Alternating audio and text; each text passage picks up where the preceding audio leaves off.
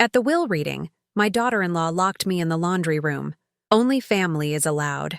I don't want you making a scene. The following week, all the assets were sold by the mysterious heir. I'm glad to have you here. Follow my story until the end and comment the city you're watching from, so I can see how far my story has reached. I never thought I'd spend my husband's funeral week locked in a laundry room like some unwanted guest. But there I was, 69 years old, listening through the thin door as my daughter-in-law Serge read Harold's will to what she called the real family. Only family participates. Darla, I don't want you making a scene, she'd said, her Irish accent sharp as broken glass. Then she literally pushed me into the utility room and turned the lock. The humiliation burned worse than the arthritis in my knees as I pressed my ear to the door. 43 years of marriage, and I wasn't considered family enough to hear my own husband's final wishes. I could hear Noel's voice, my only son, agreeing with everything Saoirse said. Mom gets too emotional about these things, he told the lawyer. It's better this way. Too emotional. About my husband's death, about being excluded from decisions that would shape the rest of my life. The lawyer's voice was professional, distant. The primary beneficiary of the Harold Mitchell estate is designated as... There was a pause, papers rustling. The mysterious heir, as specified in the sealed portion of the will. My heart stopped. Mysterious heir? What mysterious heir? When will we know who that is? Saoirse's voice had changed. Sharper now, almost panicked. The identity will be revealed according to Mr. Mitchell's specific timeline and conditions. Until then, the estate remains in trust. I sank onto Harold's old fishing stool, the one he'd used to change light bulbs around the house. My hands were shaking. Harold never mentioned any mysterious heir to me. In 43 years, he'd never kept secrets about money or family matters. Or had he? The voices grew muffled as they moved toward the living room. I caught fragments. Something about liquidating assets quickly, about me being provided for in a small apartment somewhere. Saoirse's voice carried the authority now, making decisions about my life like I was already dead. When they finally unlocked the door, I was sitting exactly where Saoirse had left me, hands folded in my lap like an obedient child. She didn't apologize. She didn't even look ashamed. Well, that's settled then, she announced, her pale blue eyes avoiding mine. The house and most assets go to the heir once they're identified. Until then, we'll manage everything. We? I asked quietly. Noel stepped forward, and for a moment I saw my little boy, the one who used to crawl into my lap during thunderstorms. But his eyes were cold now, calculating. Saoirse and I will handle the estate. Mom? You don't need to worry about complicated legal stuff. Complicated legal stuff. My husband's will. My home of 4 decades. I think I have a right to understand what Harold left for me, I said, my voice steadier than I felt. Saoirse laughed, a sound like ice cubes clinking in an empty glass. Oh, he left you something all right. A small provision. Enough for a nice little apartment in that new senior community downtown. Very practical. The words hit me like a physical blow. Harold, my Harold, had relegated me to a small provision while leaving everything else to some mysterious stranger. I don't understand, I whispered. It's simple, Saoirse said, already turning away. Harold was thinking clearly about the future. Young families need resources more than, she gestured vaguely in my direction, more than people in your situation. My situation, being widowed, being 69, being unwanted. That night, alone in the house that might not be mine much longer, I sat in Harold's chair and tried to make sense of it all. The mysterious heir haunted my thoughts. Who could it be? Some distant relative? A charity? Someone Harold felt deserved our life's work more than his own wife. I picked up the photo from our wedding day, both of us so young and full of dreams. Harold's smile was the same one he'd given me just last month when I brought him tea in his workshop. How could that man, my Harold, have planned to cast me aside? But as I sat there in the gathering darkness, too tired to turn on the lights, I realized something else was bothering me, something about the way Saoirse had handled everything, The way she'd seemed almost prepared, like she'd been expecting this moment, planning for it. The question that would haunt me for weeks was already forming. If Saoirse was so surprised about the mysterious heir, why did she seem to know exactly what to do next? The for sale signs started appearing the very next week. I woke up Tuesday morning to find strangers trampling through my rose garden, measuring the front yard. Saoirse stood on the porch directing them like she owned the place, which apparently she might as well have. "What's happening?" I asked, still in my robe, clutching my coffee cup. "Estate sale preparation," she said without looking at me. "We need to liquidate assets quickly. The mysterious heir situation makes everything complicated, so we're being proactive." Proactive. That was Saoirse's favorite word. It usually meant she was about to make my life more difficult. "But this is my home," I said, hating how small my voice sounded. "Technically, it belongs to the estate now," Noel said, appearing beside his wife. He wouldn't meet my eyes. "We're just trying to protect everyone's interests." "Including mine?" Silence. By Thursday, they'd tagged half the furniture with little white stickers. Harold's antique desk where he'd written me love letters during his business trips, the dining room set we'd bought for our first anniversary, even my grandmother's china. The set Harold had always said would be mine forever. "You can't take everything," I finally said, watching Saoirse label my jewelry box. "We're not taking anything, Darla. We're preparing for the eventual transfer to the rightful heir." She held up my pearl necklace, the one Harold gave me for our 20th anniversary. "These might have significant value. Those are mine. Harold gave them to me." "Actually," she said, consulting a thick folder, "according to the estate inventory, all jewelry acquired during the marriage is considered marital property, which now belongs to the trust." I stared at her. "You've been planning this. I've been preparing for contingencies. Someone has to be responsible." The way she said responsible made it clear she didn't think I qualified. That evening, I tried calling my old friend Margaret, but the phone line had been disconnected. When I asked Noel about it, he said they were streamlining services to reduce estate expenses. "Use your cell phone," Saoirse suggested helpfully. I didn't have a cell phone. Harold and I had never needed one. By the weekend, I was completely cut off. No phone, no internet, no car. Noel had taken Harold's truck for safekeeping, and my old sedan needed too many repairs to be worth maintaining. I felt like a prisoner in my own home. Sunday morning, I walked to the corner store for groceries, something I hadn't done in years. The owner, Mrs. Chen, seemed surprised to see me. "Darla, I heard about Harold. I'm so sorry." Then she lowered her voice. "Is it true you're selling everything?" "I'm not selling anything," I said. "Saoirse and Noel are handling the estate." Mrs. Chen's expression shifted, became careful. "Oh, well, if you need anything." But I could see it in her eyes. She thought I was losing my mind, talking about my son and daughter-in-law like they were strangers making decisions without me. When I got home, Saoirse was showing the house to a young couple with a baby.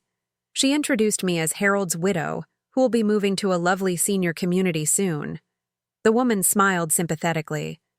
"It must be hard, downsizing at your age."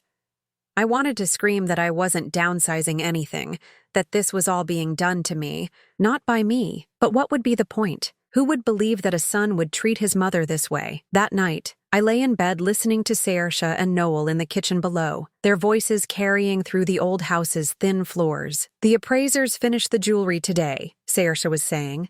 "More valuable than we thought." "Good. The sooner we get everything liquidated, the better." "What about her?" A pause. Then Noel's voice, harder than I'd ever heard it.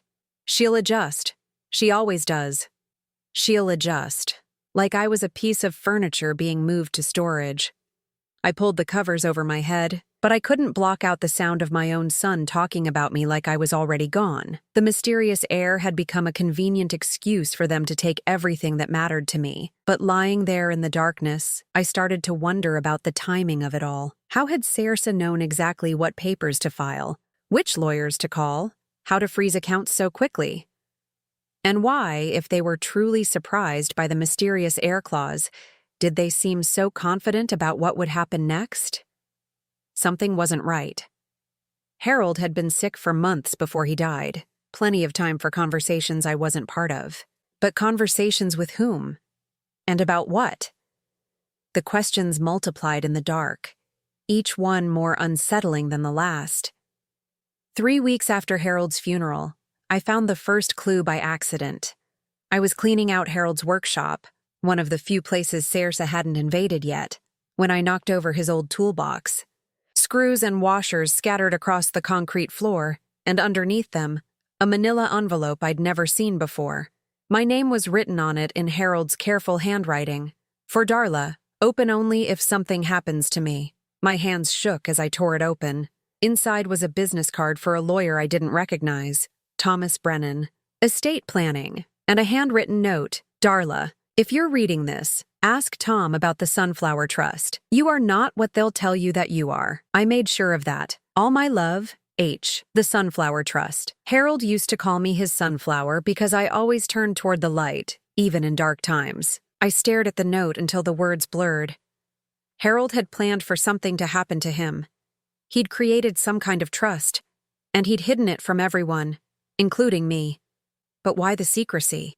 I tucked the envelope into my coat pocket and walked back to the house, my mind racing. Saoirse was in the kitchen, talking on her phone in rapid Irish to someone, her voice agitated. She switched to English when she saw me. "The buyers want to close by next month," she said to whoever was on the other end. "We need to finalize everything before complications arise." Complications. Was I the complication? That evening, I waited until Noel and Saoirse went to bed, then crept down to Harold's old desk. Saoirse had been through most of the papers, but she'd left his address book. I found Thomas Brennan's office number and memorized it. The next morning, I told them I was walking to the grocery store. Instead, I walked 12 blocks to a payphone outside the old drugstore downtown. My arthritic fingers fumbled with the coins as I dialed. Brennan Law Office. This is Darla Mitchell. I think my husband Harold was your client? A pause. Mrs. Mitchell? Yes, I've been wondering when you'd call. Can you come in today? An hour later, I sat in Thomas Brennan's small office, clutching Harold's note. He was younger than I'd expected, maybe 50, with kind eyes behind wire-rimmed glasses. "Harold came to see me 8 months ago," he said gently. He was very specific about his instructions. He said if anything happened to him, his family might try to complicate things for you. What kind of complications? Thomas opened a file cabinet and pulled out a thick folder. Harold created the Sunflower Trust specifically to protect you. He was quite concerned about your daughter-in-law's influence over your son. My heart stopped. He knew? He knew Saoirse had been pressuring Noel to consider your future finances. Harold overheard conversations about senior communities, about liquidating assets for the family's benefit. He wanted to make sure you'd be taken care of. I thought about all those evenings when Harold would disappear to his workshop after dinner, claiming he needed to fix something. Had he been planning this instead? The will that was read at your house, Thomas continued, that was the public will. Harold filed a separate sealed trust document that supersedes it. You, Mrs. Mitchell, are the mysterious heir. The room spun. I'm what? The Sunflower Trust makes you the primary beneficiary of Harold's entire estate. The house, the savings, the investments. Everything belongs to you. The public will was designed to protect the trust from being contested. I couldn't breathe. But Saoirse said, they said Harold left me a small provision. That was a decoy. Harold suspected they might try to manipulate the situation, so he created a paper trail that would make them think they were in control while the real assets were safely protected for you. I stared at him, my mind reeling. So the house is mine? The house is yours. The bank accounts are yours. Even the items they've been cataloging and preparing to sell, all yours. But they've been treating me like I'm nothing, like I have no rights. Thomas's expression darkened. That's exactly what Harold was afraid of. He said Saoirse had been studying estate law, asking questions about inheritance rights. He suspected she was planning something. My hands clenched in my lap. How long have you known? I was required to wait 30 days after Harold's death before revealing the trust. He wanted to see how they'd behave without oversight. Thomas leaned forward. Mrs. Mitchell, have they been pressuring you to sign anything? Any documents about moving or transferring property? I thought about the papers Saoirse kept bringing me, always when I was tired or upset. Guardianship papers, I whispered. She said they were just precautionary, in case I needed help with decisions. Thomas's face went white. Mrs. Mitchell, if you'd signed those, they could have gained control over all your assets, even the trust. Harold specifically warned me about this possibility. The betrayal hit me like a physical blow. They hadn't just been planning to steal my inheritance. They'd been planning to steal my independence, my very right to make my own choices. What do I do now? I asked, my voice barely a whisper. Thomas smiled grimly. Now we let them know exactly who the mysterious heir is. But as I walked home that afternoon, my mind wasn't on revenge. It was on something else entirely. If Harold had suspected Saoirse's plans 8 months ago, if he'd been careful enough to create this elaborate protection, what else had he known? And more importantly, what else had Saoirse been planning that I still didn't know about? The envelope in my pocket felt heavier with each step home. I didn't sleep that night. Every creak of the house made me jump. Every whisper from Noel in Saoirse's room sent my heart racing. I kept touching the business card in my nightstand drawer, making sure it was real, that I hadn't imagined the whole conversation with Thomas Brennan. By morning, I'd made my decision. I had to confront them, but they confronted me first. Darla, we need to talk, Saoirse announced over breakfast, her tone businesslike. She slid a thick stack of papers across the table. The estate situation has become more complicated than we expected. I stared at the documents, afraid to touch them. What kind of complications? The mysterious heir clause is causing delays, Noel said, not looking at me. The lawyers think it might be contested. We need to protect your interests. My interests? Saoirse's smile was sharp as a blade. These papers ensure you'll have immediate access to your inheritance, regardless of what happens with the main estate. But we need your signature today. I picked up the first page, my hands trembling. The legal language was dense, confusing, but I caught enough words to understand. Transfer of decision-making authority, incapacity provisions, financial guardianship. This says you want to control my money, I said quietly. It says we want to protect your money, Saoirse corrected, from legal complications you wouldn't understand. Something inside me snapped. Maybe it was Harold's voice in my head, or maybe it was 43 years of being underestimated finally catching up with me. I understand more than you think, I said, pushing the papers back across the table. I understand that you've been planning this for months. I understand that you locked me in the laundry room so I couldn't hear what was really in Harold's will. And I understand that you're lying to me. Noel's face went pale. Mom, you're not thinking clearly. I'm thinking perfectly clearly. I stood up, surprised by how steady my voice sounded. I know about the Sunflower Trust. The silence that followed was deafening. Saoirse's coffee cup froze halfway to her lips.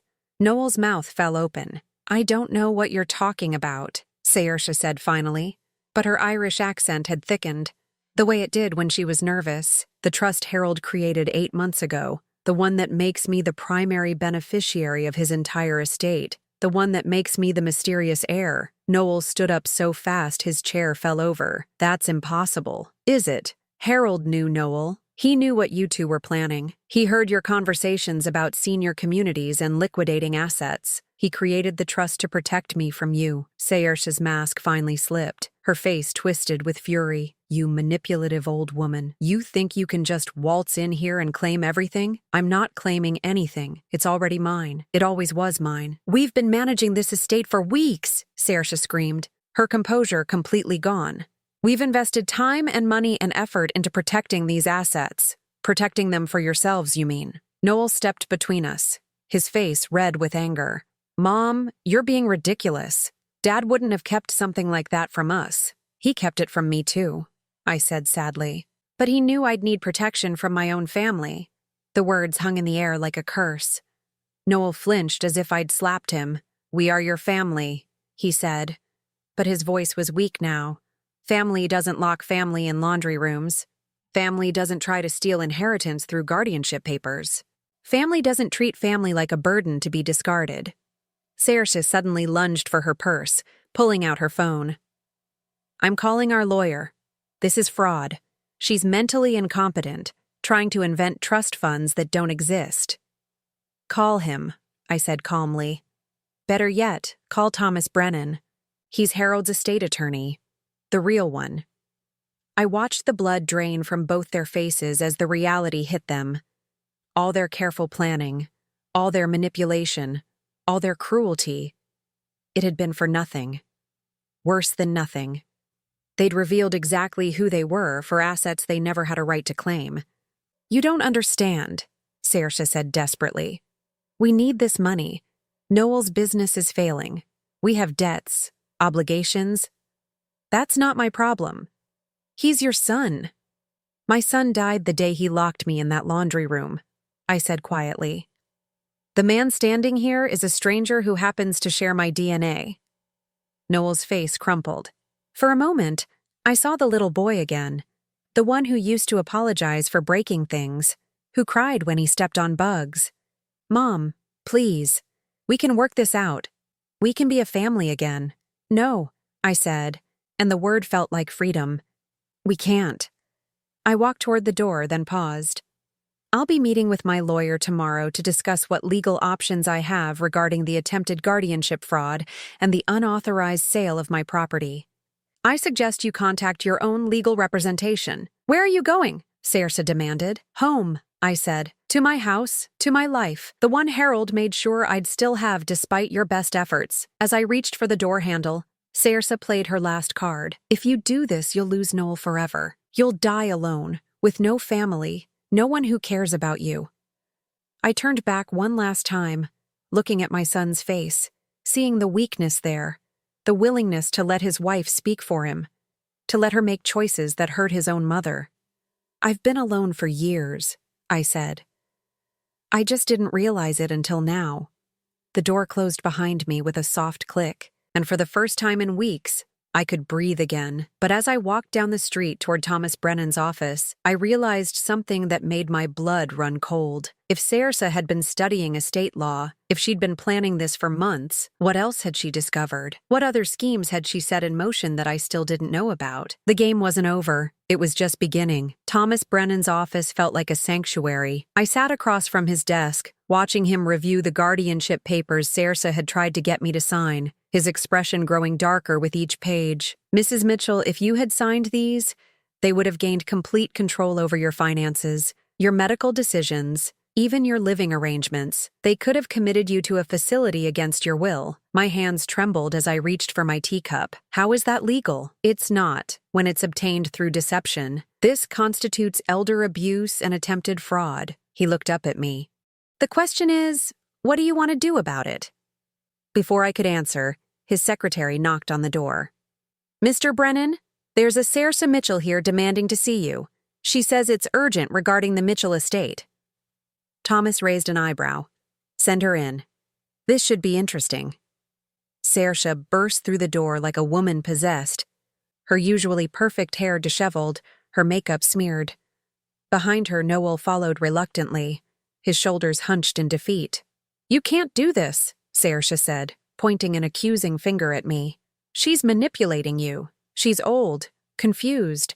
Harold never would have cut out his own son. Mrs. Mitchell, Thomas said calmly. I'm afraid you're mistaken. Harold was very clear about his intentions. He specifically mentioned his concerns about your behavior toward his wife. Saoirse's face went white. What concerns? Thomas opened Harold's file. Let me read you something Harold wrote in his own hand. Saoirse has been pressuring Noel to convince me to put Darla in a home. She's been researching my financial assets and asking questions about my will. I'm afraid she's planning to isolate Darla and take control of our estate after I'm gone. The silence in the room was deafening. I watched my son's face as the reality of his wife's manipulation became clear.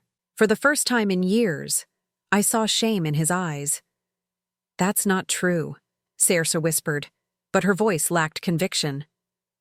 Harold also documented several conversations he overheard. Thomas continued. including one where you told Noel that, quote, the old woman won't live forever, and when she's gone, we'll inherit everything anyway. We just need to speed up the process. Noel stepped back from his wife as if she were radioactive. Saoirse, tell me you didn't say that. She looked trapped, desperate. You don't understand. We have debts. Your business is failing. We needed options. You needed my mother to die? Noel's voice was barely a whisper. I never said that. You said we needed to speed up the process. Thomas read from Harold's notes. What process would that be, Mrs. Mitchell? Saoirse's composure finally shattered completely. She doesn't deserve it. She's just one old woman. We have children to think about, a future to build. She's lived her life already. The cruelty in her voice was breathtaking.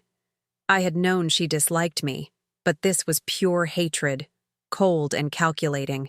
Noel sank into a chair, his head in his hands. Oh God, what have we done? We? Saoirse turned on him viciously. This was our plan, Noel. Don't pretend you weren't part of it. I thought we were just helping Mom transition to a smaller place. I didn't know you were planning to... He couldn't finish the sentence. To what? I asked quietly. What else were you planning, Saoirse? She glared at me with pure venom. You want to know? Fine. I've been putting sleeping pills in your evening tea for weeks, making you seem more confused, more fragile. I've been telling your neighbors you're showing signs of dementia. I've been setting up a perfect case for incompetency. The room spun around me. The exhaustion I'd been feeling, the mental fog, the way I'd been second-guessing myself. It hadn't been grief or age. It had been poison. You've been drugging me? Just mild sedatives. Nothing that would really hurt you. She said it like she was explaining a minor household adjustment. Thomas was already reaching for his phone. I'm calling the police. This is criminal assault. Wait, I said, surprising everyone. Before you do that, I want to know something. I looked directly at Saoirse. The mysterious heir clause, you knew about it, didn't you? Her silence was answer enough. Harold told you, didn't he? He tested you, wanted to see what you'd do if you thought someone else was inheriting everything. Saoirse's laugh was bitter, broken. He called me into his workshop a week before he died, said he'd changed his will, that there was a mysterious heir who would inherit everything. He wanted to see if I'd still take care of you out of the goodness of my heart. And instead, you decided to steal what you thought was my small inheritance and try to gain control over me completely. I decided to be practical. Harold was a fool, giving everything to some stranger while his real family struggled. I am his real family, I said firmly. I was his wife for 43 years. You're nothing, Saoirse screamed. You're a pathetic old woman who wasted her life playing house while real people built real futures. The mask was completely off now, revealing the calculating predator underneath. Even Noel was staring at his wife in horror. Thomas, I said calmly, please call the police. I want to press charges for elder abuse, attempted fraud, and assault. No! Saoirse lunged toward me, but Thomas stepped between us. Mrs. Mitchell, I strongly advise you to leave now and contact your own attorney. As Thomas made the call, I looked at Noel one last time, my son, who had chosen this woman over his own mother, who had been weak enough to let her poison me, manipulate me, try to steal my independence. I loved you, I told him simply. I would have given you anything you needed, helped you through any crisis. All you had to do was ask. Tears streamed down his face. Mom, I'm sorry. I didn't know she was... Yes, you did, I said sadly. Maybe not all of it, but you knew enough. You knew she hated me, and you chose her anyway. You knew I was being treated badly, and you let it happen. Can we fix this? Can we start over? I stood up, feeling stronger than I had in months. The fog in my mind was already clearing as the drugs worked out of my system. Some things can't be fixed, Noel. Some betrayals are too deep. As the police sirens grew louder outside, I realized that Harold's final gift hadn't just been financial security. It had been the truth about who truly loved me and who had been using me. The revelation was devastating, But it was also liberating. For the first time in years, I knew exactly where I stood. 6 months later, I was sitting in my garden watching the sunflowers Harold had planted bloom for the first time since his death. The police had arrested Saoirse for elder abuse and attempted fraud. The charges were serious enough that she'd accepted a plea deal rather than risk trial. Noel had filed for divorce within weeks of her arrest. He'd come to see me once, broken and ashamed, begging for forgiveness. I'd given it to him. Forgiveness was for my peace, not his. But I'd also made it clear that forgiveness didn't mean reconciliation. Some bridges burned so completely that rebuilding them would require tearing down everything that came after, I'd told him. I've built a new life now, one where I'm not afraid, not diminished, not invisible. He'd cried then, understanding finally that his choices had consequences that stretched beyond his marriage. The house felt different now that it was officially, legally, indisputably mine. Thomas had helped me understand every detail of Harold's trust. My husband had been more clever than I'd ever imagined, protecting not just my inheritance, but my dignity, my autonomy, my right to live my remaining years on my own terms. I'd found his journal in the workshop, hidden behind his old tools. Page after page of observations about Saoirse's behavior, documentation of her attempts to isolate me, records of conversations she'd had with Noel about my deteriorating condition. Harold had seen everything, planned for everything. But the most precious entry was the last one, written just days before he died. Darla doesn't know how strong she is.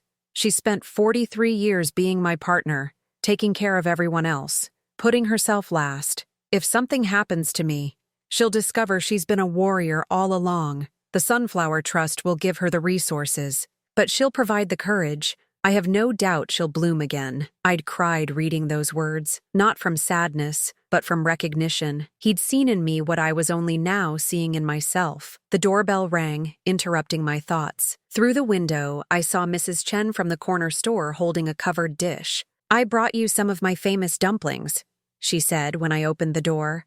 "And I wanted to apologize for before, when all that trouble was happening. I should have trusted my instincts about you." "What instincts?" "That you were being mistreated. I could see it in your eyes. But I thought family business wasn't my business. I was wrong." I invited her in for tea, and she stayed for 2 hours, sharing stories about her own family struggles, her own moments of having to choose between keeping peace and standing up for herself. By the time she left, I realized I hadn't just gained vindication, I'd gained a friend. The invitations started coming after that.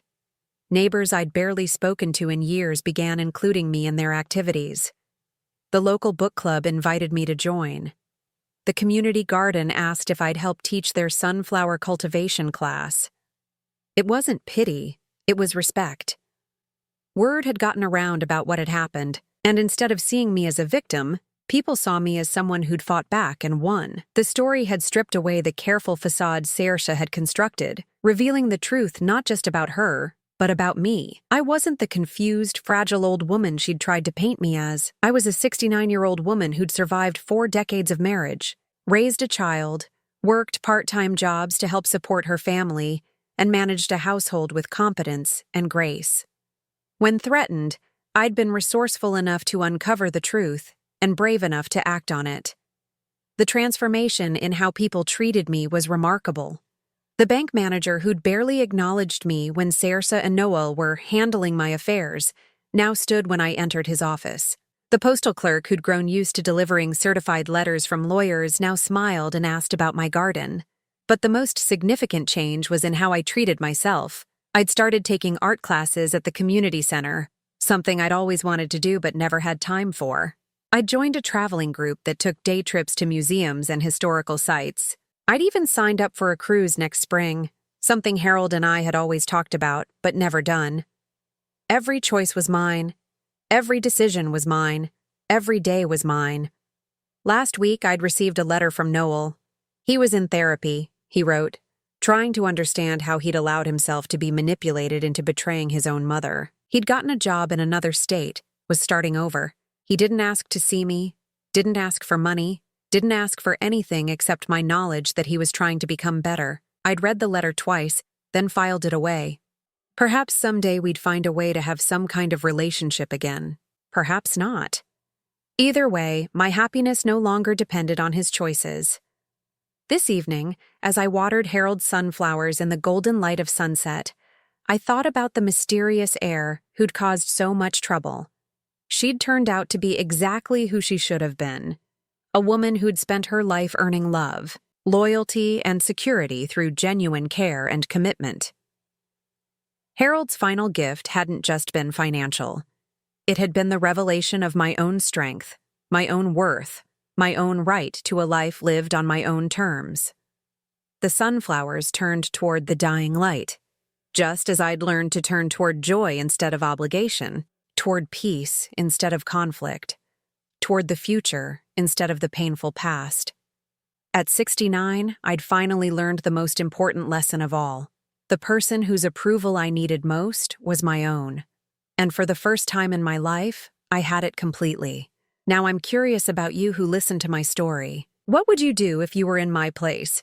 Have you ever been through something similar? Comment below. And meanwhile, I'm leaving on the final screen 2 other stories that are channel favorites, and they will definitely surprise you. Thank you for watching until here.